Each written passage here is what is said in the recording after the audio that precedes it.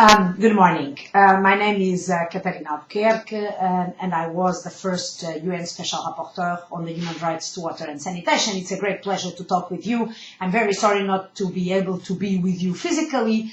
I was a short while ago, I think last week, at UNC for another meeting, and I failed to come to your class. It's always a pleasure to be at UNC. It always gives me great memories. I think it's a great university with great and enthusiastic students and with great and enthusiastic professors, as Professor Meyer. So I'm very happy to be here with you to talk with you a little bit about sanitation. So when I was appointed as the first independent expert before becoming rapporteur on human rights obligations related to access to safe drinking water and sanitation, I quickly realized that sanitation was the poor parent of the family, that there had been a lot of work and attention devoted to water, much less so to sanitation. As you know, there was, and there still is, a general comment by the Committee on Economic, Social and Cultural Rights on the right to water, which failed to refer to the right to sanitation. So it was clear to me when I was appointed that my objective was to push for the recognition of both rights, because also my mandate referred to both. So I wanted the recognition of both rights, and I quickly understood if you want them both to be recognized at the same time, you have to start investing more time, more energy, more work into sanitation in order to be able to lift it up at the same level of development, discussion, etc. as water. So this is the reason why I devoted my first report precisely to the right to sanitation, where I try to explain what it meant, what the obligations were, the normative content, etc. And then I tried to establish an alliance with the Committee on Economic, Social and Cultural Rights, which I already worked with in the past when I was the chairperson of the working group on the optional protocol on economic, social, on the optional protocol to the covenant on economic, social and cultural rights. So I reached out again to the committee and said, look committee, you failed, I didn't use this verb, you did not include sanitation in your general comment, please adopt another general comment on sanitation, on the right to sanitation. They said it wouldn't work because of the timing, so I said, okay, please at least approve a statement, which they did, as you know, and the statement uses the thinking, the logic, the recommendations that I had made in my reports. Then the Bolivian government decided to present a resolution to the General Assembly to recognize water again as a human right.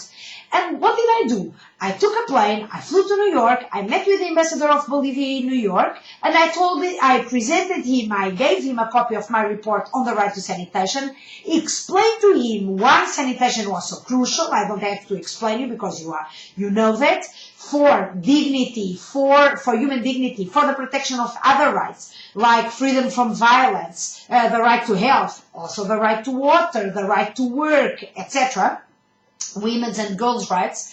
And I think I convinced him of the importance of sanitation, and he promised me he would include sanitation in the text of the resolution. He also gave me his mobile phone number and said, whenever you want, you call me.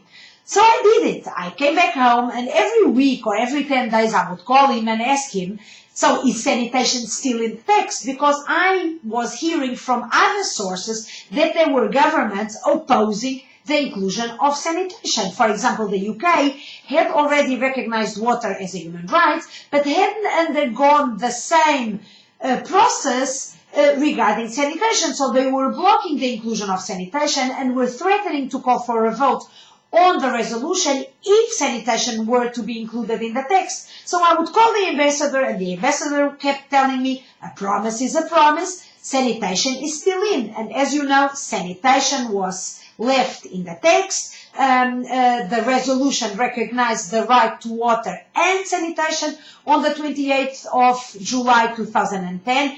And when the ambassador of Bolivia presented the resolution, he quoted from my report in order to justify the inclusion of sanitation in the text.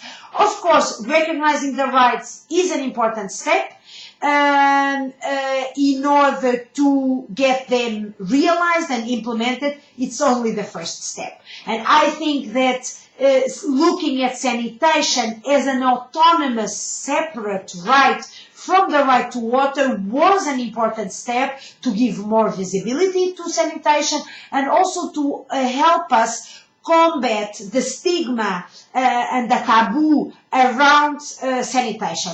Just to tell you an anecdote, 1 year after the resolution on the right to water and sanitation was approved, I was invited to a high-level event at the UN General Assembly where we had the previous Secretary General of the UN and the President of the GA and the President of Bolivia.